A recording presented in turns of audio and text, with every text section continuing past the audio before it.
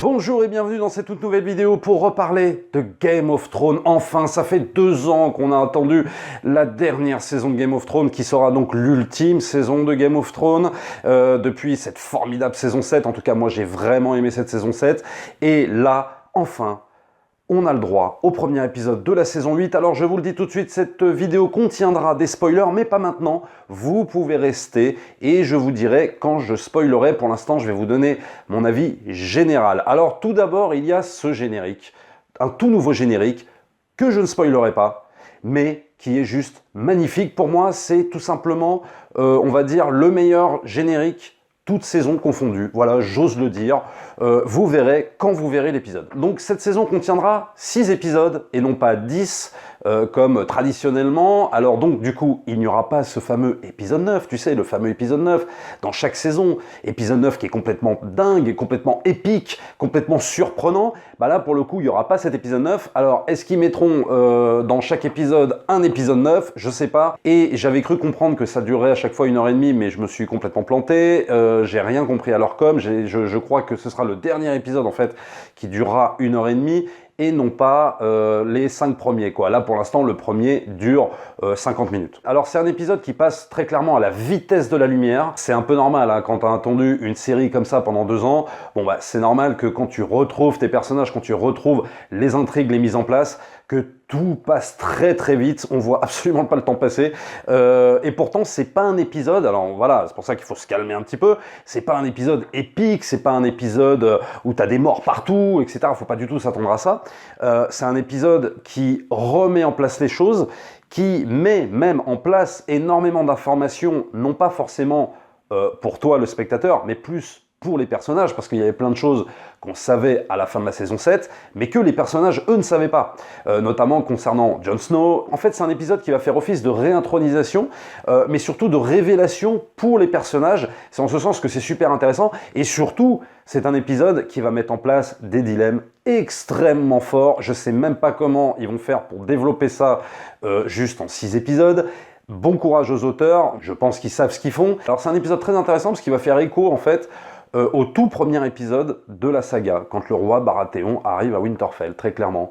Là, c'est vraiment assez impressionnant à ce niveau-là. On retrouve pas mal de similitudes. Il me semble que les showrunners, les créateurs de la série, avaient dit justement que ce début en fait de saison 8 ferait totalement écho au premier épisode de la saga. C'est un épisode sur l'écriture qui est du pur Game of Thrones, toujours cette écriture fine, intelligente, et aussi cette réalisation extrêmement léché.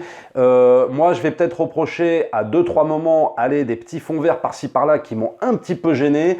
Mais bon, franchement, rien de grave, ça va. Mais il faut bien dire que la réalisation sur Game of Thrones reste un très très bel écrin. Donc vous ne serez absolument pas dépaysé, en tout cas pour les fans hardcore de Game of Thrones. Bon, voilà à peu près tout ce que je pouvais vous dire, hein, l'avis global de l'épisode, avant de rentrer dans les spoilers. Maintenant, attention, je spoil. Donc ça commence tout de suite par l'arrivée de l'armée de Daenerys, accompagné évidemment de Jon Snow à Winterfell.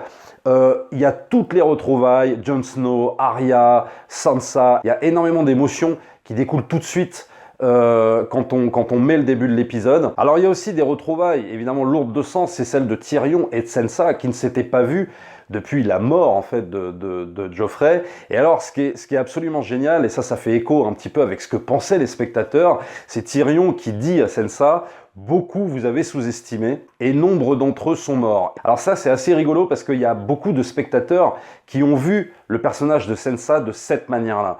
Le personnage de Sansa, il était extrêmement critiqué. Moi, j'ai jamais vraiment critiqué, j'ai toujours bien aimé ce personnage, mais au fur et à mesure des saisons, je sais que les gens étaient extrêmement saoulés par le personnage de Sansa, qui était considéré comme une espèce de petite pleureuse, une chialeuse, et qu'on l'a pas vraiment vu venir, cette ascension en fait vers une espèce de maturité de la part de Sansa et cette espèce de confiance en elle.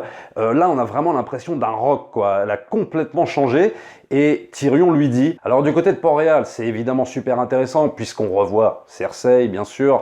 Et alors là, ce qui est très frappant, c'est qu'on voit Cersei totalement isolée.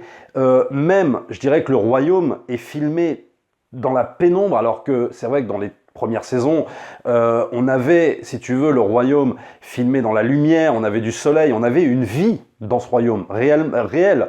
Même si c'est vrai que des plans machiavéliques se jouaient de toutes parts et que la famille Lannister, bon, voilà, on sait ce qu'elle vaut niveau moral, etc. Mais quand même, il y avait une espèce de vie.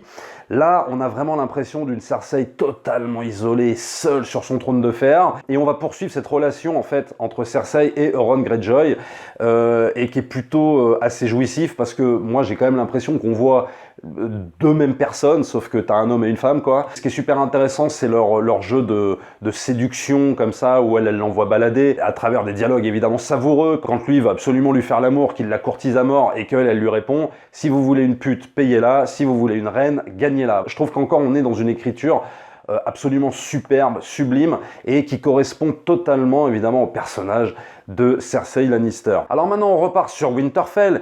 Il va y avoir cette fameuse scène d'envol de dragon que j'ai trouvé absolument génial, et c'est là, attention, je parlais un petit peu de fond vert au début, c'est vrai qu'il y a 2-3 fonds verts dans cette séquence forcément, qui font un petit peu tâche, je trouve, c'est un peu dommage, mais très franchement ça va, on se laisse prendre au jeu, et la séquence de l'envol est magnifique, elle m'a fait même penser des fois à du Avatar. C'est une séquence qui va totalement humaniser vraiment Jon Snow. On a souvent reproché à Jon Snow d'être un peu un personnage en plomb, quoi, un peu barre en fer. Là, il va y avoir un petit trait, humoristique du fait qu'on va se moquer de lui parce qu'il s'est pas monté à d'autres dragons, Daenerys qui se fout un peu de lui, etc., etc. Donc ça, c'est une séquence plutôt amusante, rafraîchissante, et quand les deux amants vont s'isoler à quelques lieues de Winterfell pour échanger un baiser langoureux, ça fait un petit peu écho avec toutes les scènes de Jon Snow qui passait du bon temps avec Ygritte. Et alors c'est une séquence qui va encore plus sceller l'histoire d'amour entre ces deux amants, quoi. Et c'est plutôt touchant, il y a des scènes assez touchantes, on pourrait pousser le truc encore plus loin, et je pense qu'ils vont y aller dans les prochains épisodes, ça j'en suis quasiment sûr, mais disons qu'on a une bonne base en tout cas de belle histoire d'amour qui, à mon avis, ne va pas très bien finir. Ce qui est très intéressant dans cet épisode, c'est la remise en place ou la mise en place de cette alliance finalement extrêmement fragile. Déjà, ça va débuter par une tension entre Daenerys et Sansa, qui ont du mal à se piffrer, surtout Sansa qui est extrêmement méfiante de Daenerys. Daenerys du coup qui dit à Jon Snow oui, ta sœur elle peut pas me toiser de cette façon-là, elle peut pas me parler comme ça. Donc tu sens déjà que Jon Snow va être pris entre deux feux, de par son amour pour Daenerys et sa loyauté pour sa sœur. Et le pire là-dedans, c'est que Sansa est convaincue que Jon Snow est totalement aveuglé par son amour pour Daenerys, et qu'il ne fait pas vraiment ça pour sauver le Nord, quoi. Toujours par rapport à cette alliance extrêmement fragile, il va y avoir les révélations sur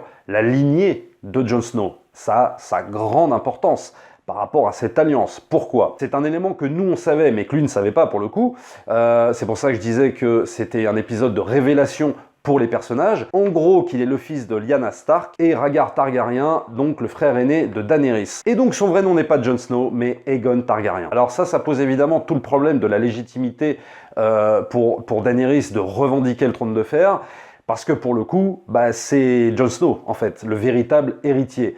Donc, il y a plusieurs choses, plusieurs conflits qui vont se mettre en place super intéressants dans cette dernière saison. Le fait que Jon Snow est pris entre deux feux, entre Daenerys et sa sœur qui peuvent pas se blairer, et en plus cette histoire d'héritier du trône. Donc comment va se passer tout ça? Comment Jon Snow va sortir de cette situation totalement inextricable? Est-ce qu'il va devoir se séparer de Daenerys? Est-ce que du coup, cette alliance qui devait se former va complètement se défaire du fait que ces deux personnes-là en fait vont se battre pour le trône de fer? Voilà, toutes ces questions-là sont posées en début de cet épisode et évidemment vont être exploitées tout au long de cette saison. Donc inutile de vous dire que ça risque d'être la saison la plus passionnante de Game of Thrones, quoi. Alors on retrouve aussi quelques petits éléments fantastiques bien flippants, notamment le corps d'un enfant, le petit Ned Umber, au milieu d'une spirale composée de bras et de jambes. C'est juste affreux, avec en arrière-plan l'enfant qui se réveille et qui pousse un espèce de gros cri. Donc qu'est-ce qu'a voulu dire par là le roi de la nuit? On en saura plus aussi lors des prochains épisodes. Ça aussi, je pense que ça annonce de grosses révélations et de grosses surprises. Et c'est un épisode évidemment qui se clôt sur un gros cliffhanger, le face-à-face entre Jaime et Bran, qui se fixent l'un l'autre. C'est juste horrible que cet épisode se termine là-dessus, t'as juste envie de t'enchaîner à la suite immédiatement, et c'est pour ça que je disais en début de vidéo que cet épisode rappelle évidemment énormément le premier épisode, puisque dans le premier épisode, Bran se faisait pousser du haut de la tour par les amants Lannister, dont Jaime. Et évidemment, s'en est suivi toutes les conséquences qui ont amené à la saison 2, à la saison 3, 4, 5, 6, 7 et maintenant 8. Alors n'hésitez pas à me dire dans les commentaires ce que vous aussi vous avez pensé de cet épisode, peut-être des théories que vous avez sur certains personnages, sur cette fameuse alliance extrêmement fragile entre Daenerys, Jon Snow, la révélation sur le personnage de Jon Snow. Qu'est-ce que vous pensez de tout ça? Abonnez-vous à la chaîne, likez, partagez comme d'habitude bien sûr. N'hésitez pas aussi à vous rendre dans le lien YouTube dans la description de la vidéo, ça fait toujours des petits revenus pour la chaîne et pour vous c'est totalement gratuit. Nous on se retrouve très très vite, non seulement pour la semaine prochaine, la review de l'épisode 2, mais aussi pour d'autres vidéos.